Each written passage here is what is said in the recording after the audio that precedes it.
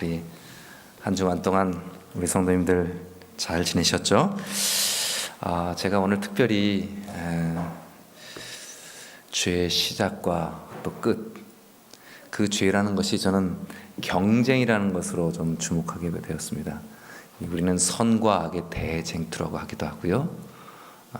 그 선악의 대쟁투가 사실은 경쟁심에서 시작되었고, 그 경쟁심으로 수많은 이 죄악의 역사가 6,000년간 계속 지속되다가 사단과 예수님의 그 마지막 경쟁 속에서 하나님의 사랑이 드러나고, 이 모든 죄와의 싸움, 대쟁투, 경쟁은 마지막 끝마무리가 지어질 것에 대해서 역사를 이렇게 쭉 살펴보고 예언의 신을 읽으면서, 이야, 이게 우리가 선악의 대쟁투가 짐승의 표와 하나님의 인과에만 싸움이 아니라 그 모든 이 선과 악의 그 치열한 싸움 속에 이 경쟁이라는 것이 담겨져 있고, 우리 속에도 얼마든지 선악의 대쟁투가 있고, 그래서 우리 속에 있는 이 대쟁투, 이 경쟁을 끝장내기 위해서 무엇이 필요한가를 다시 한번 생각해 보게 되겠습니다.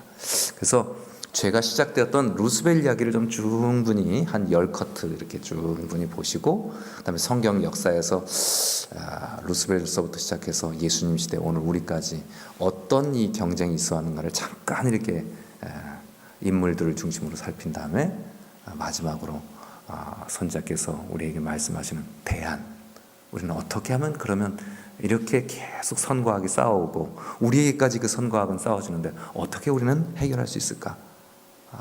그 주신 말씀들을 좀 주목해 보려고 합니다. 그래서 먼저 부조와 선지자 1장을 좀 주목해 보겠습니다. 오늘 우리가 시작과 끝을 내야 되는 사람입니다.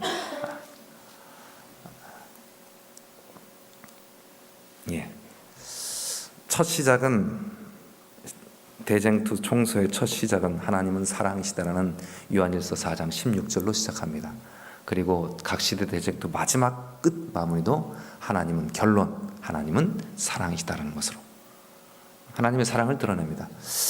그분의 본성과 그분의 율법은 사랑이다. 사랑의 율법은 하나님의 정배의 기초이므로 우리들의 행복은 그들이 이 대원칙, 사랑의 원칙, 하나님의 정배의 기초 원칙인 사랑의 원칙과 완전히 일치할 때 우리가 행복해질 수 있다. 하나님께서는 당신의 모든 피조물로부터 사랑의 봉사, 곧 당신의 품성을 인식함으로 솟아나는 봉사를 원하신다. 하나님의 사랑을 알게 되고 그러면서 감사하게 돼서 우리 삶 속에 솟아나는 봉사를 하나님 원하시는데, 그래서 우리에게 자유를 주셨습니다. 네, 그 자유를 잘못 악용한 사람이 있었죠. 누굽니까? 루스벨입니다. 루스벨이 그에게 주어진 아주 큰 영광, 하늘에서 피조물 중에 최고의 영광을 누리다가 차츰차츰 자기를 높이고자 하는 욕망에 빠지게 되었습니다. 자기의 그 피조물 중에 최상권의 지위에 만족하지 않고 감히 피조물보다 높으신 창조주님이 받으실 수 있는 그 존경을 탐내기 시작했습니다. 자기는 사실 피조물의 대권을 진 사람인데 창조주의 대권, 요즘 우리 대권 도전한 사람들이 많이 있죠. 그리스도만이 가지신 대권을 발명하게 되었다. 그래서 하늘의 조화가 파괴되었다고요. 하늘의 모든 질서가 이 자기에 만족하지 않고 자기를 높이고자 하는 이 사단의 마음에 싹트게 된 이 질투심 때문에 하늘의 모든 질서가 파괴되었다. 그리스도에 대한 루스벨의 질투심은 더욱 굳어갔고요. 하나님의 아들의 최상권에 이의를 제기하고, 그래서 창조주의 지혜와 사랑, 하나님의 사랑을 비난하는 것이 아주 이 사람의 아주 삶의 목적이 되어버렸습니다. 그렇게 하나님을 공격함으로 자기의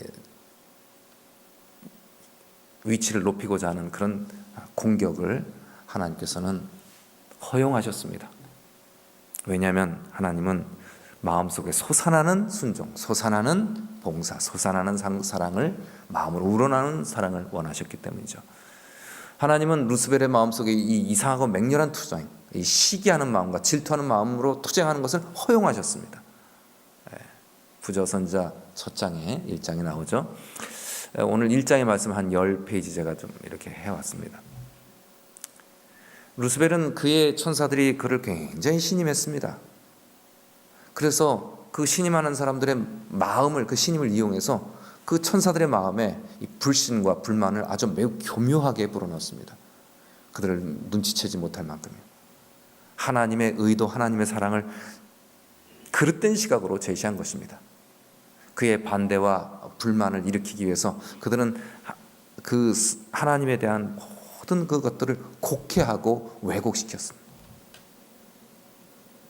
하나님이 허용하신 자유마저도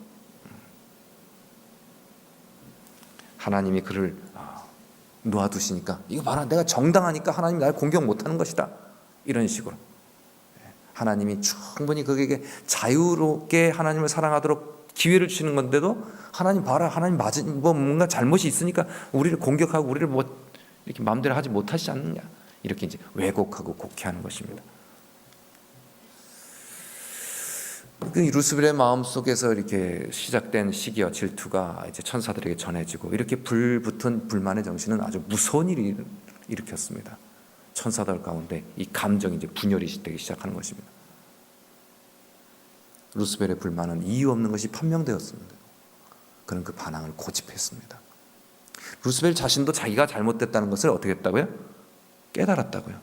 자기가 잘못이라는 것을 깨달았습니다. 천사들이 정말 사랑으로 권고하고 하나님께서 무한하신 사랑과 자비로 그를 권할 때 마음이 거의 돌아설 뻔했다고요.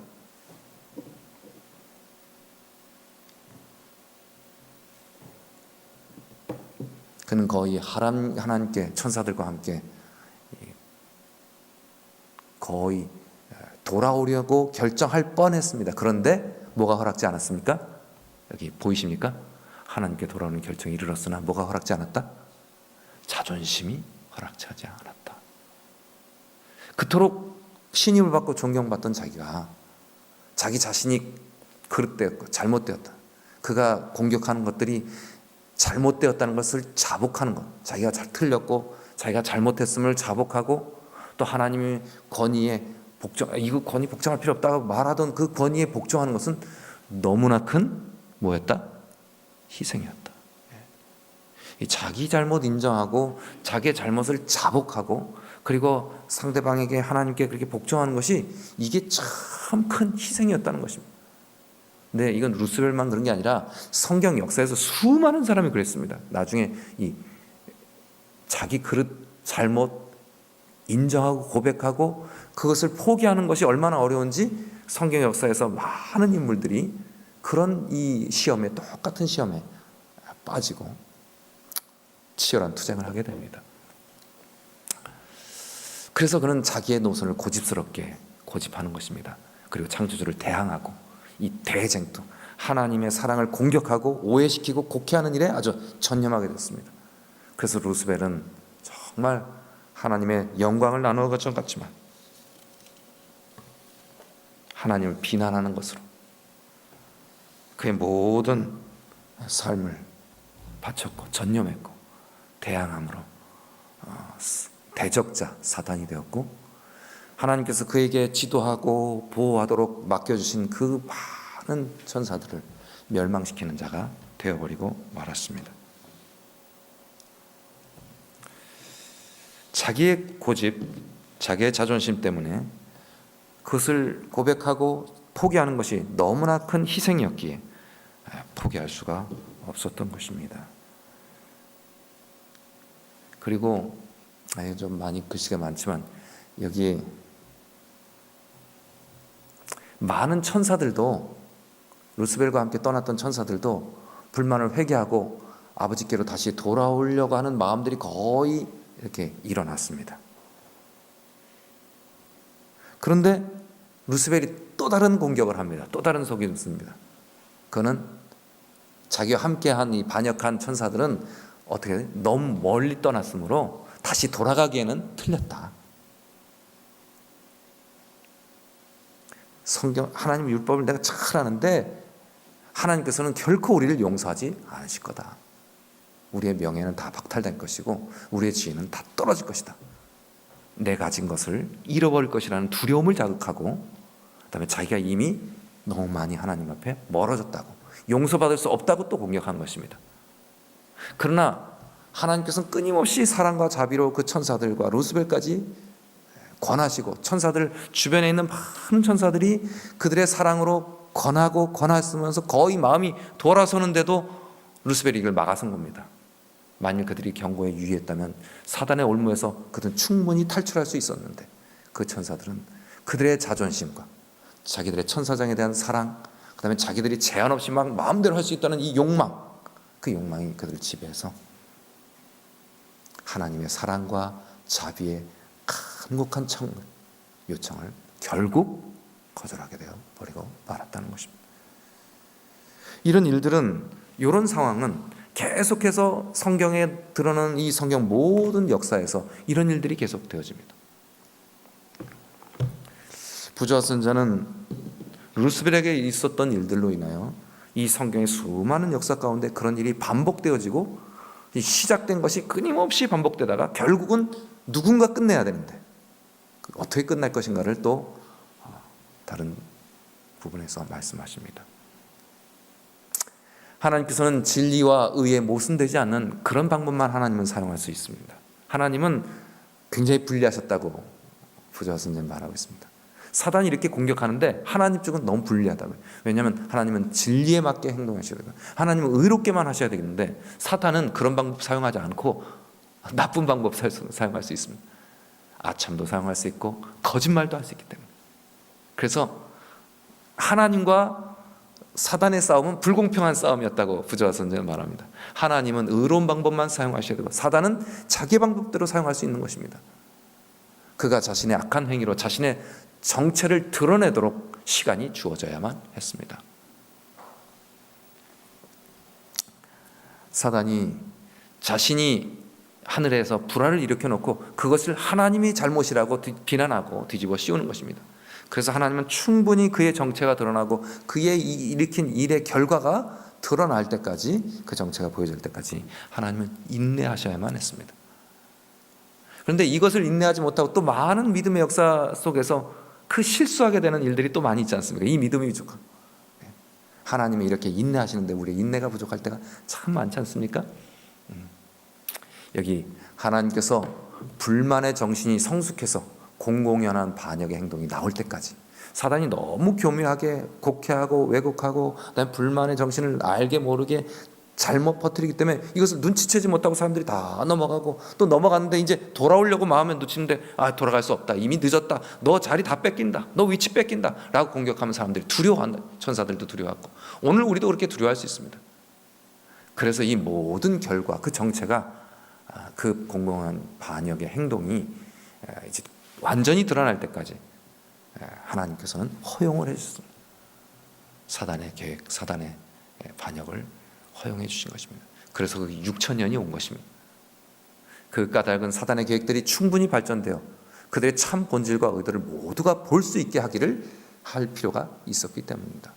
그의 행위가 충분히 발전하기 전에는 이게 악한 일이었다는 것을 나타낼 수 없고, 진상을 알아채기 어렵기 때문에 하나님께서는 이 지구의 아픔의 역사를 하나님이 인내하시면서 참고 기다려 주신 것입니다. 자, 이제 거의 다 왔습니다. 그렇게 해서 하나님이 이 기다림의 시간이 있습니다. 제가 그래서 쭉 한번 정리를 해봤어요. 이 경쟁의 시작과 끝이라고 말했잖아요. 그리스도와 루스벨이 경쟁했습니다. 루스벨의 마음에 시기와 질투가, 그 다음에 피조물로서 가진 최상권을 가지고 있었던 건 하나님이 가신, 창조주 하나님이 가신 그 최상권까지 도전해보고자 하는 그 경쟁심이 이 죄악을 가져왔다고요. 그리스도와 루스벨 사이에 경쟁이 있었습니다. 뱀이 하와를 꼬드겼습니다. 너도 하나님처럼 될 수 있다. 하나님과 경쟁하려고 하는 마음이 이렇죠. 자, 그 다음에 가인과 아벨이 또 똑같습니다. 아벨의 제사를 하나님 받으시고 가인의 제사를 안 받을 때 이 마음에 질투와 시기가 일어나서 살인이 일어났습니다. 에녹이 하나님과 300년간 동행하면서 그의 의로운 삶을 살 때 많은 사람들이 에녹을 비난했습니다. 노아가 120년 동안 하나님 앞에 하나님 말씀에 순종하면서 정말 말도 되지 않는 명령 같은 것을 따르고 있을 때 무리들은 다 조롱했습니다. 자기들의 삶이 하나님의 심판을 받기에 넉넉한 그런 삶으로 갔음에도 불구하고 하나님의 심판을 무시하는 것입니다. 바벨탑은 홍수 이후에 하나님이 우리를 더 이상 공격하지 못하게 우리 탑을 쌓자, 하나님과 경쟁하려고 하는 것입니다. 아브라함과 롯도, 아브라함이 양보하지만 롯은 경쟁합니다. 나도 아브라함처럼 큰 가물 한번 일으켜보고 싶다는 경쟁심이 롯에게 소돔과 고모라 가까운 요단 들편을 택하게 했습니다. 이삭이 가진 그 사랑을 누가 갖기 원했습니까? 이스마엘이 시기하고 질투함으로 이삭을 희롱하여 그가 쫓겨나게 되는 그 아픔의 역사가 시기와 질투로부터 그리스도와 루스벨 마음에 일어난 그게 계속 역사가 반복됩니다. 야곱은 에서 가진 장자권을 탐냈습니다. 그래서 그는 아주 아버지를 아프게 하고 어머니를 아프고 형을 아프게 했습니다. 롯이 이사 갔지만 그러나 롯이 너희가 이런 일들을, 이 험악한 일을 하지 말라고 소돔의 그 폭도들을 말하니까 너가 우리의 재판장이 되려 하느냐, 자존심 상한다는 것입니다. 그 권한을 들었으면 그들은 멸망하지 않았을 수도 있을지 몰랐지만, 그러나 그들은 자기들에게 훈계하는 것을 듣기 싫었습니다. 자, 계속해서 지금 구약에서 한 서너 페이지가 되는데 제가 쭉 구약과 신약을 쭉 정리해 봤어요. 이게 제가 선악의 대쟁투에 치열한 여러 이게 죄악도 나오고 여러 가지 상황이 나오지만 결국 그 핵심에는 루스벨 마음에 있었던 그 시기와 질투와 최상권을 가지고 살았던 마음, 그리고 자기 잘못을 인정하지 않으려는 마음, 그 다음에 자기의 자존심, 이런 것을 포기하지 못한 것이 계속 아픔의 역사로 모든 사람의 마음속에 똑같이 되풀이되는 것입니다. 계속 또 보겠습니다. 자, 이제 창세기로 쫙 내려옵니다. 창세기 20여 장까지 내려오죠. 라반과 그 아들들이 20년 동안 야곱을 괴롭힙니다. 야곱이 너무 잘 사니까 라반과 아들들이 아주 야곱의 재산을 빼앗으려고 노력하지만 하나님께서 모든 재산을 야곱에게 충분하게 보상해 주셨습니다. 그리고 떠나오죠. 근데 레아와 라헬이 야곱이 가진 그 축복을 자기도 어거지로라도 레아가 차지하고 싶어서 라반의 그 불의한 결정에 동의합니다. 라헬과 끊임없이 경쟁하지요. 끊임없이 경쟁합니다. 그래서 비라와 실바까지 서로 경쟁하듯 어쩔 수 없이 라헬만 사랑하는 야곱에게 야곱의 그 일편단심 그 사랑 때문에 부인이 어쩔 수 없이 4명이 생겨버렸습니다. 그 가정에는 정말 치열한 경쟁, 시기와 질투가 끊일 날이 없었습니다. 그 아픔이 요셉과 그의 형제들에게 이어지죠. 그 시기와 질투로 말미암아 형제들은 동생을 죽이기로 결정하고 또 팔기로 팔아버리기까지 합니다. 그렇게 해서 몇백 년을 지난 후에 하나님께서는 바로의 마음속에 하나님 백성들을 보내라 하시지만 하나님과 경쟁하듯이 바로는 첫째 재앙, 둘째 재앙, 셋째 재앙, 하나님을 무시하고 또 무시하고 또 무시하고 하나님과 다툽니다. 그렇게 해서 출애굽했지만 미리암과 아론은 십바로를, 모세의 아내를 질투하게 됩니다.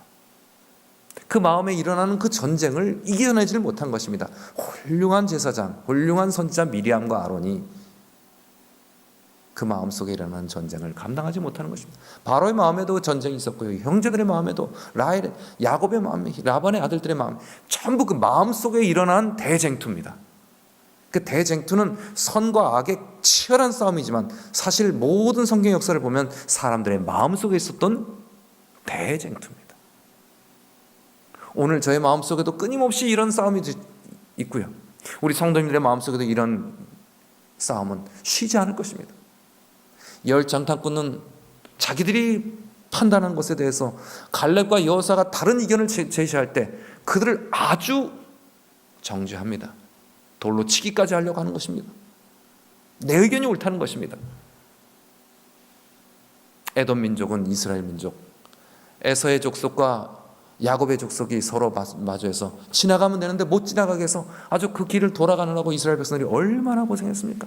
나중에 에돔 족속은 이스라엘 민족이 얼마나 어려움을 당합니까? 양보했으면 한 형제 가족인데. 모압과 암몬은 아브라함의 조카뻘, 이렇게 먼 친척이지만 에돔 민족과 이스라엘 민족은 진짜 한 민족이나 마찬가지인데 그들이 저렇게 양보를 못합니다. 삼손은 블레셋과 경쟁하면서 자기 자존심, 자기 힘에 대한 힘을 과신하다가 루스벨이 빠졌던 그런 똑같은 교만에 빠지게 되는 것이죠. 다 마음에서 일어난 것입니다. 사무엘이 부름받았을 때 홈리와 비느하스는 사무엘의 그 신실함을 따라하지 않았습니다. 사무엘을 통해서 보여주시는 그 하나님의 권면을 무시하고 그렇게 하다가 법궤까지 가지고 나왔지만 법궤까지 잃어버리고 홈리와 비느하스는 죽임을 당하죠. 사울은 다윗을 진투했습니다. 골리앗은 다윗을 업신여겼습니다. 솔로몬과 그 형제들은 서로 시기하고 질투하다가 수없이 서로 죽이고 없어지고 나중에 솔로몬이 등장하고, 르호보암은 10지파가 자기에게 선이 대해달라고 자기들을 좀 너무 솔로몬 아버지가 힘들게 했으니 우리를 좀 가볍게 해달라고 했지만 그럴 수 없다고 강팍하게 얘기하다가 나라가 둘로 갈라집니다. 엘리야를 통해서 주시는 하나님의 기별을 아합은 그의 마음속에서 자존심이 허락하지 않는 것입니다. 네 잘못이다, 내 잘못 아니다, 너가 이스라엘을 괴롭히는 자다, 내가 이스라엘을 괴롭히는 자가 아니다 라고 말합니다. 하나님께서는 느부갓네살에게 그의 이 세상의 꿈을 보여주시고 이 세상의 역사를 보여주셨지만 느부갓네살은 자기의 꿈을 꿉니다. 이 금머리가 온 전신을 위해서 내 나라가 끝까지 갔으면 좋겠다는 그런 꿈을 꾸지만 하나님은 그 꿈을 이루지 않으십니다. 다니엘과 페르시아의 총리들은 그 마음속에 포로가 최고의 총리, 우두머리 총리 되는 것을 감당을 못하는 것이죠. 마찬가지로 그 페르시아의 가장 큰 장군이었던 하만은 문지기 모르드게의 그 허리를 숙이지 않는 모습을 감당해낼 수가 없습니다. 그가 종교적인 이유였던 어떤 이유였던 나에게 고개를 숙이지 않는 것을 감당해내지 못하는 것입니다. 예레미야가 옳은 말씀을 했을 때 거짓 선지자들을 예레미야가 계속 공격하고 결국은 죽입니다. 나와 다른 사람을 용납하지 못합니다. 그렇게 하다가 그런 역사가 구약의 역사로 끝내지고 신약이 오기 전에 사두개인들, 바리새인들, 그다음에 에세나파, 그다음에 율법사들 여러 사람들이 생깁니다. 그들이 서로 치열하게 서로 경쟁합니다. 그러나 예수님이 오시니까 그 모든 사람들이 한 통속이 됩니다. 예수님과 사두개인, 바리새인, 서기관들은 서로 자기가 최상권을 얻고 최고의 지도자가 되고자 경쟁하다가 강력한 라이벌 예수님이 오시니까 다 한편이 되었고 누굴 공격합니까? 예수님을 공격합니다. 제가 쭉 역사를 구약 다 살폈어요. 여기 제가 정리한 것들 거의 인물들을 보면 그 인물은 그의 삶 속에서 일어나는 일들입니다. 그러나 그 말고도 이스라엘의 수많은 하나님의 백성들이 수많은 포로로 끌려가고 여러 가지 사인들이 있죠. 그러나 거기에 핵심 그 싸움의 시작, 그 아픔의 시작은 사실 그들의 마음속에서 일어났던 것입니다. 제자들이 예수님 돌아가시기 하루 전에도 그 밤에도 누가 제일 크냐를 다투고 있었습니다. 헬라파 가부들과 유대파 가부들이 누가 더 초대교회, 누가 더 보험을 받느냐, 누가 더 대접을 받느냐, 이것에 대해서 서로 서운해한 마음이 있습니다. 그리고 교회가 부흥하고 고린도 교회에서는 바울파, 아볼로파가 치열하게 싸웠습니다. 그랬더니 베드로파가 바울파도 아니고 아볼로파도 아니고 우리는 베드로가 진짜 아니냐, 이렇게 베드로파까지 또 끼어듭니다. 그 이후로 성경이 끝나지고 이제 동방교회와 서방교회로 나눠지죠. 가톨릭 교황의 세력과 나머지 주교들은 다 없어지고 약해집니다. 다시 그 1500년, 1600년 때 개신교가 많이 부흥했지만 그 안에서 또 서로 치열하게 분열합니다.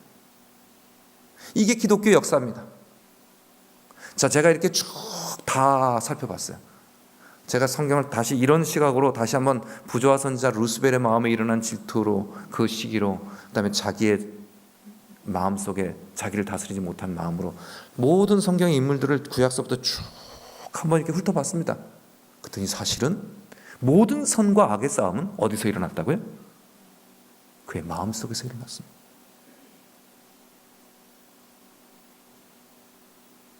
그 혁혁한 마틴 루터, 칼빈 이런 사람들이 서로 반대파를, 칼빈이 SNFI 아나바프티스트 재침례 교도들을 박해한 것은 천주교의 박해보다 훨씬 더 잔혹하게, 천주교에서 배운 거 일제 고문을 배워갖고 경찰들이 어떻게 해고 그런 고문을 다 배워갖고 어떻게 했단 말 이러는데, 실제로 천주교에서 배운 모든 고문을 더 잔혹하게 한 것이 종교개혁자 칼빈입니다.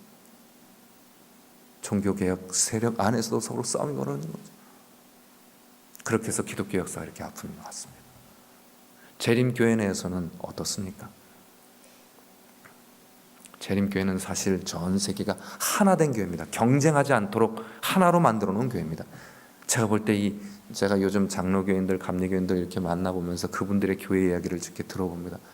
우리 교회가 얼마나 싸우지 못하도록 만들어 놓은 것, 이거 얼마나 감사한지 모르겠어요. 모든 교회들이 서로 경쟁합니다. 우리 교회는 서로 하나로 돕고 모든 재정을 하나로 모아서 함께 하도록 만들어진 교회입니다. 그런데도 우리 안에도 이런 치열한 작은 전쟁은 있을 수 있습니다. 한국연합회는 5개 합회가 서로 도와가면서 연약한 교회를, 지방합회를 도와가면서 합니다. 그럼에도 불구하고 서로 작은, 한 가족으로 만들어 놓으셨는데도 작은 경쟁, 작은 시기, 질투는 있을 수 있습니다. 합회 내에 200개의 교회가 있습니다. 200개 교회 안에서도 서로 이 교회가 이 교회에게 서로 더 내가 더 좀 우리 교회가 더 낫다는 어떤 그런 경쟁심도 우리한테 있을 수 있습니다. 교회 안에, 우리 봉드리 교회 안에도 이 여태까지 수천 년 동안 이어져 내려온 이런 일들이 우리 교회 안에서 한 가족이지만 우리 마음에도 그런 전쟁이 있을 수 있습니다. 내 가정에 내 아내와 내 남편 사이에도 이런 시기와 질투와 또 최상권을 잡으려고 내가 옳다고 주장하고 싶은 마음이 여전히 우리의 가정에서 일어납니다. 내 직장에서도요. 내 형제들 간에도 그럴 수 있고요. 내 이웃들과도 그럴 수 있고 내 교회 안에서도 그럴 수 있습니다. 이 전쟁은 루스벨서부터 시작했지만 오늘 우리에게까지 아직도 여전히 끝나지 않은 전쟁입니다. 여전히 우리 속에 계속되는 치열한 전쟁입니다. 그런 전쟁을 여러 성도님들이 6일 동안 하다 오셨어요. 오늘 하나님 안에서 안식하게 되실 간절히 바랍니다. 싸움을 그치게 하시고 우리로 하여금 경쟁을 그치게 하시고 시기와 질투를 가라앉게 만들고 우리의 자존심을 내려놓게 만들고 서로를 사랑하게 만드신 하나님의 은혜가 오늘 우리에게 충만히 임해서 우리의 모든 것들이 6,000년이나 계속 사단이 일으켜놓은 이 치열한 싸움, 그치지도 않는 싸움, 지긋지긋한 이 싸움에서 우리가 이 안식일 자유롭게 되시길 간절히 바랍니다. 하나님은 우리에게 쉼을 허락하시기 때문입니다. 이 싸움은 누구도 피할 수 없는 싸움입니다. 성경 제가 이것을 전부를 이렇게 쭉 이렇게 목차를 놓고 이렇게 정리한 거예요. 이게 제가 빠진 것도 많죠, 그죠? 빠진 것도 많지만 그들의 일어난 상황들을 보면 루스벨과 예수님 사이에 있었던 상황과 똑같습니다. 하나님은 이것을 끝장내시길 원하십니다. 어떻게 끝내시길 원하시는가? 우리가 지난주에 시대의 소망 1장을 읽으면서 제가 역시 바로 그것이구나. 시대의 소망 1장에 이런 말씀이 나왔습니다. 이때까지 제가 정리한 걸 시대의 소망 두 컷, 세 컷에 다 정리가 되어 있습니다. 이제 복습입니다. 부조와 선지자서부터 쭉 내려온 것을 복습하게 되어 있습니다. 제가 읽습니다. 이 말씀들 가운데 우주의 생명의 법칙이 되는 대원칙이 제시되어 있다. 사랑의 법칙이죠. 그는 부조와 선지자는 사랑의 법칙이라고 했습니다. 그리스도께서는 만물을 하나님께서 받으셨다. 근데 그분은 그걸 주기 위해서 받으셨다. 이것은 하늘 궁정에서도 그러하고 모든 피조물들을 위한 그분의 봉사에 있어서도 하나님은 주기 위해서 받으셨다는 것입니다. 주는 법칙이다.